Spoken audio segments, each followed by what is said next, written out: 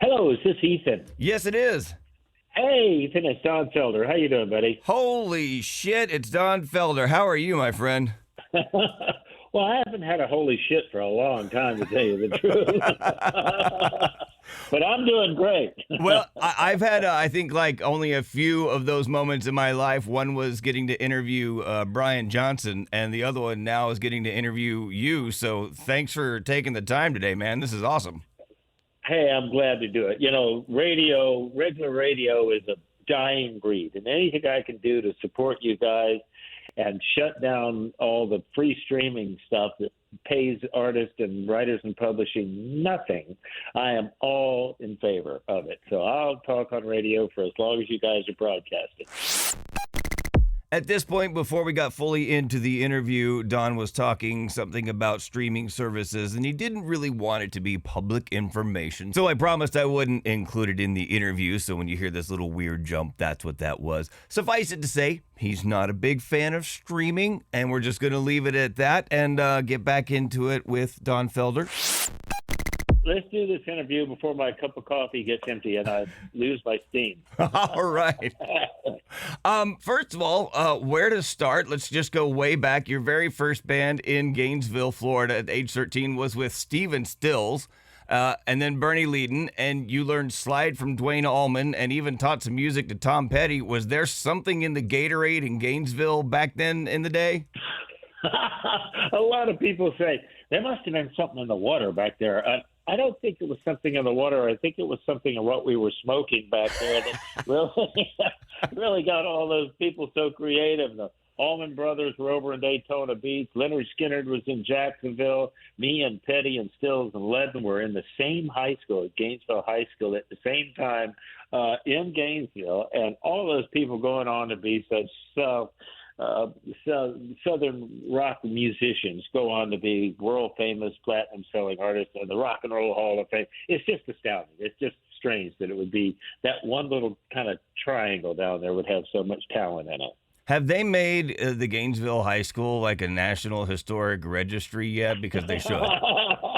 No, but I have had the honor of being inducted into the Florida Hall of Fame for artists, along with me and Jimmy Buffett and Tom Petty and a lot of artists that were down there, Ray Charles, and just a ton of people that came out of Florida over all the decades.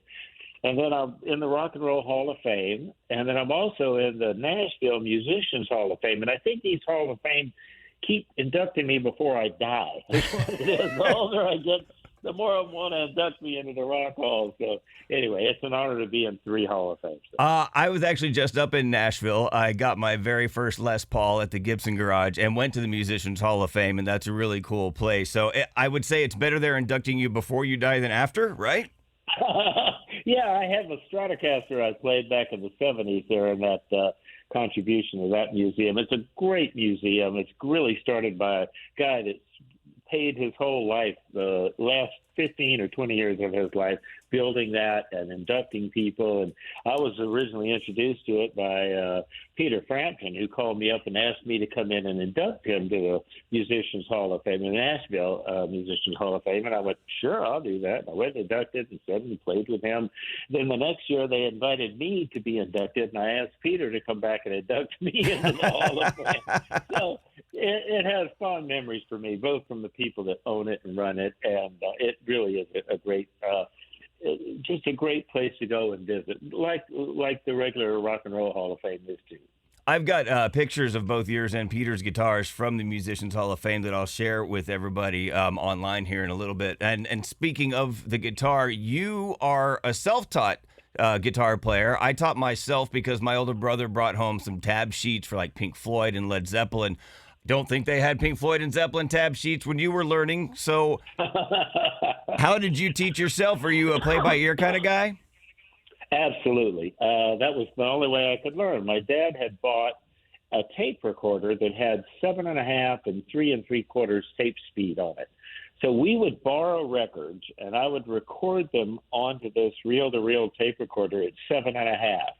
If I slowed it down to 3 3/4 and played it back, it would play at half speed, but it would be down an octave. So I could actually hear every note that was being played, whether it was a B.B. King or a Chet Atkins or whoever I was trying to learn. And then I'd finally figure it out and be able to speed it up to the regular speed and play along at regular tempo. It's really funny that you bring that up because I got a call from the head of Gibson Guitars, the CEO, about 4 or 5 years ago. And he says, Don, you've got to hear this guy. He was in NAMM in Dallas. He said, you got to hear this guy play the solo on Hotel California. I went, really? I've heard thousands of people try to play that solo. Right. He said, no, you've got to listen to this. It's amazing. So he said, go ahead and start playing. So this guy's playing away, and it's just note for note, vibrato in the right place. The tempo is great. The feel of it is just brilliant. So I said, who is that? He said, it's a 10-year-old kid. I went, no, it's not. Wow. You got to be kidding me. You said, you put him on the phone. I put him on the phone and said, how did you learn to do that? I didn't even have a guitar until I was 10. And you're already playing hotel. He said, I went on YouTube, and I went to find you playing live from the 70s, Hotel California. And I could back it up on my iPad and look at it bar by bar by bar until I could figure out exactly what you were playing and play it exactly like you did. And I went, that's brilliant. That's kind of how I learned, too. I didn't have a guitar teacher. There was nobody in town that played guitar and taught guitar until I started teaching guitar at the music store. Betty was one of my students. But I just thought what you just said about learning by ear is brilliant because I can hear something now and pick up a guitar and play it. Because if you learn by ear, you're really learning the musical side of it. If you learn by written notes and tablature, you're like a typist that's typing somebody else's script. You know what I mean? Yeah. If you learn by ear, you really learn all the enunciations and the dynamics and the vibratos and everything that's really important to playing, in my opinion. What I've figured out, and this is just what works best for me, so if there's any other people learning guitar right now, is I've been able to pick stuff up by ear, and then I'll go and I'll look online at YouTube or some other place that has some tab, and they'll show just a slightly different way to play the chord where you're hitting, like there's a minor note or something in there when you were just on a bar chord. And so it gives you like a full, richer sound when you realize the real chords they're playing when you figured out, the basic bars and then get deeper into the song. So that works, and that's really cool. Yeah.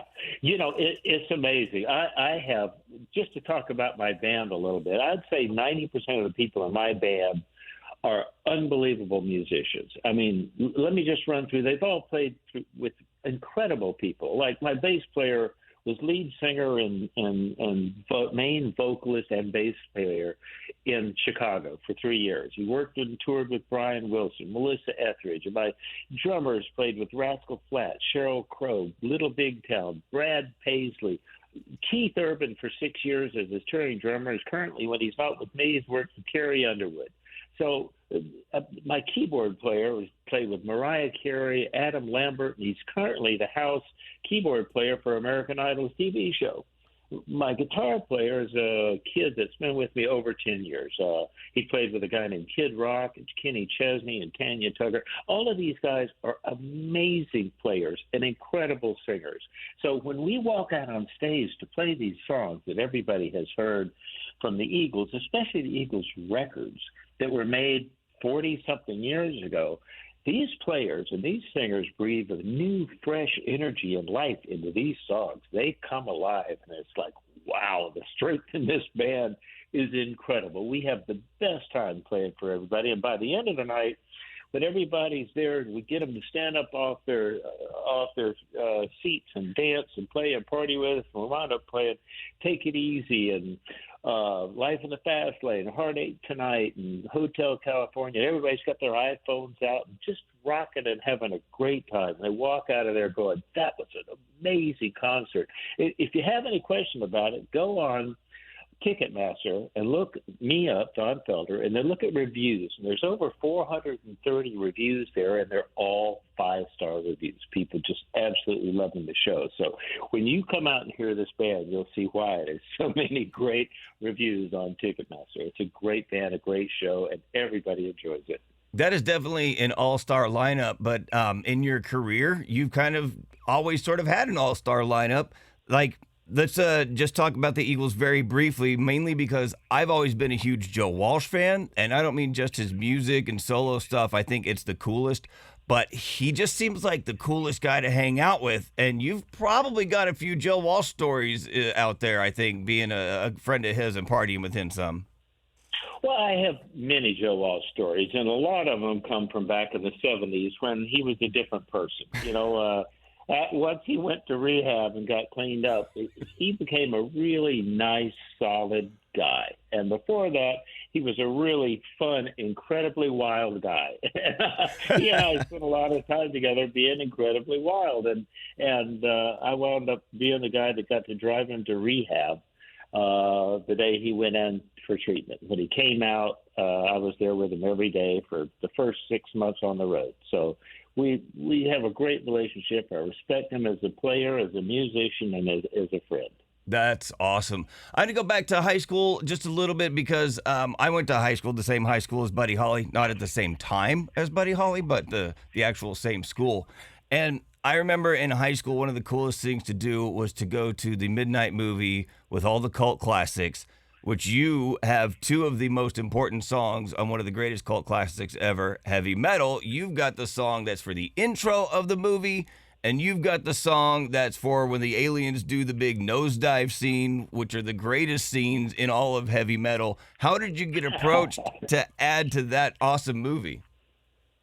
Well, what was happening is I was not going on the road at all after we broke up with the Eagles in 1980. I had 4 kids, and I'd been gone pretty much all of their life. 10, 11 months out of the year, we were on the road or in the studio. And so when we broke up, I decided I wasn't going to go out on the road. So I started doing things for television and films, movies of the week, that sort of stuff. Being able to stay home after I dropped off the kids at school and go in the studio and do some music and go pick them up and be soccer dad. And I was the commissioner of Little League in Malibu for a year. All my kid boys played baseball. And so, I just became a dad. And so somebody gave me a call, I think it was the director of that movie, and wanted me to go over and look at a clip of it and see if I had interest in writing a song for it. So I went over and sat in the screening room with him, and he started that movie, and I had never seen anything like that movie in my life. It was like an animated adult stoner movie. Absolutely. This is either going to be a huge hit or a huge flop, but either way, I'll roll the dice and write a song for it. So I went home. I wish I would have been able to take that film or that clip with me so I could seen it, but I just wrote 2 songs. One was the name of the movie, Heavy Metal, and I think Sammy Hagar got invited to write something on the album. He wrote another song called Heavy Metal, and it was funny when we do shows together with Sammy. He plays his version of Heavy Metal in his set, and I play my version of Heavy Metal in my set. So we laugh about it. Just really good friends. And then so I turned that in, and they loved it, and they wanted me to do another song. So I went back in the studio and recorded a song called All of You, which was just a really fun, great way. It's a different groove. It's just a really fun track, and just had a lot of fun just doing those singles and turned them in. And little did I know it would be so popular, 30 years later, whenever it came out. I don't know how long ago it was, 80s, 2024, 40 years ago or something. Yep. So, anyway, I really enjoyed doing it. I had a great time working on it. You also had a song on Fast Times at Ridgemont High, but something that the 80s kids, and I don't know if your kids saw this or not, something the 80s kids might remember, there was a cartoon called Galaxy High, and I remember that cartoon specifically because they had a character on there called Milo Venus, who instead of the statue with no arms, he had 4 arms, and I thought that was hilarious. And you did all the music for that. I did. It was strange because I got a call from a friend of mine that was a manager of people that do soundtracks. So I went ahead and answered the call, and he said, "Look, I've got this idea that this Japanese company is coming, and they would like you to look at this and see if you'd write some music for it." And so I went and wrote the theme song for it. thinking that's all I would do. And then they wrote back and said, we'd like you to do some bumpers in and out for commercials. And then can you just do like a 60-minute library of different kinds of music, suspense music, chase music, sorrow music, wedding music, all sorts of stuff. So I put together the 60-minute library, and that show ran and ran and ran. They overdubbed it in Japanese vocals. They overdubbed it in German and France and Spanish. It ran worldwide for like 8 years or 10 years, and the residuals that were paid back for the writers and publishers on all that music turned out to be very, very good to me for doing that little hour's worth of music. So I was having fun doing different kinds of music, writing, playing for soundtracks, for movies, for TV shows, anything I could do to stay home, raise my kids, and make some money and have fun playing music.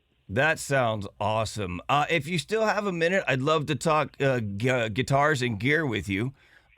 Sure. Gibson recently announced a Jimmy Page reissue of the double neck that he made famous with Stairway, but you had your own Gibson double neck that you made famous. You used it on Hotel California, right? That's right. I got a call probably 15 years ago, 10 or 15 years ago, from the custom shop wanting to do a Don Felder Hotel California guitar. And I said, well, which guitar do you want to do? And they said, what do you mean, which guitar? I said, well, do you want to do the 59 Les Paul that I played in the studio on, I would say, 80% of the tracks that I played on Hotel California? Or do you want to do the white double neck that I had to put together and rewire to play Hotel Live on the road for so many years? They said, let's do them both. So I went, nice. Okay. So they did a 150 limited edition of the white double necks, exactly like mine, down to the burns from the capo that was on the 7th fret, and the scratches and the cracks and the finish. It just looks exactly like mine. And it's not super bright white. It's kind of yellowed. They took it out of the Rock and Roll Hall of Fame to copy it exactly right. And they did 300 of my 59 Les Pauls. And the most interesting thing about that Les Paul was the person that got me started playing music was seeing Elvis Presley on the Ed Sullivan Show.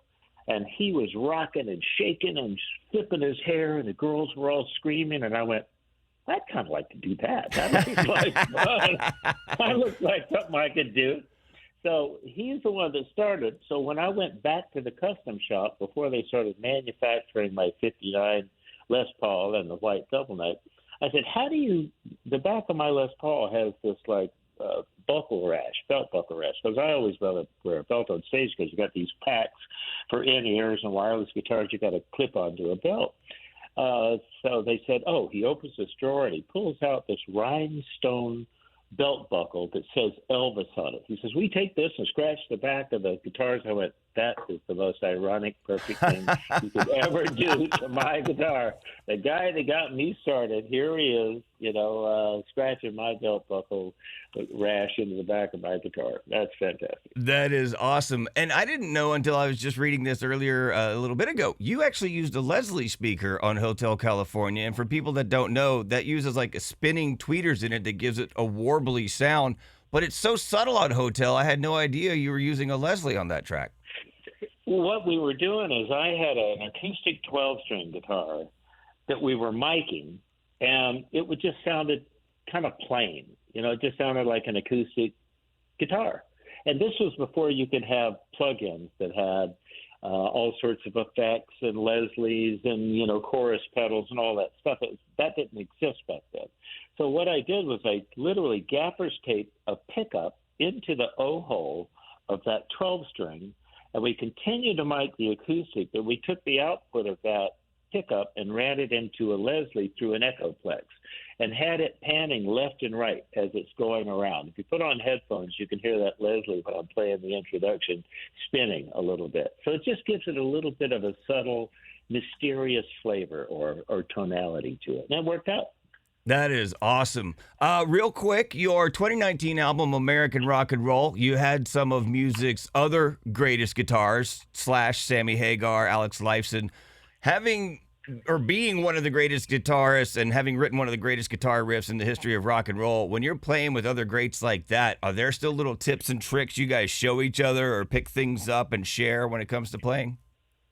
I think it's not so much that as it's just all the prior solo records I had done. I played all the guitar parts on every song.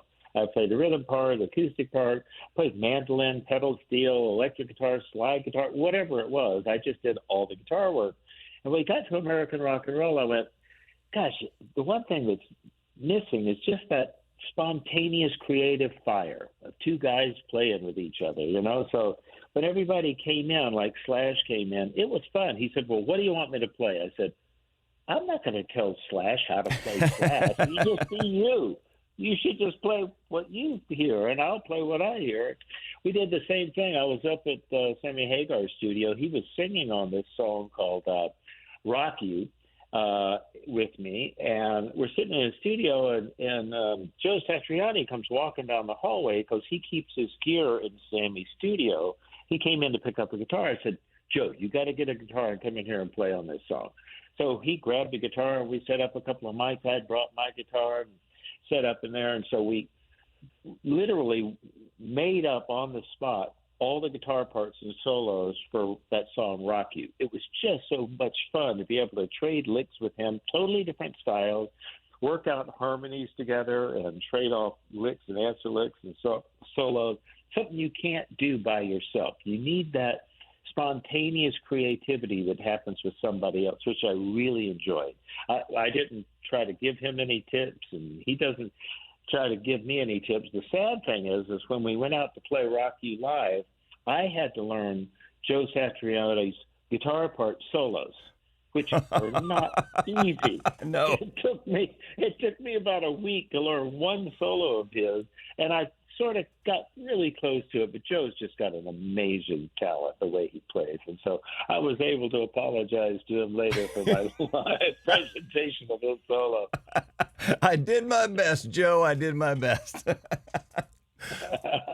Thank you so much, Don. Awesome talking to you. Can't wait till you're in town. April 19th with Pablo Cruz and Firefall at Ruth Eckerd Hall. This was a blast, man. One of my favorite interviews ever. Thank you so much.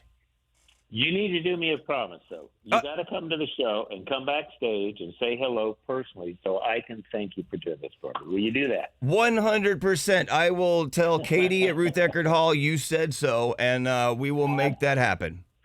Without a doubt. I'd love that.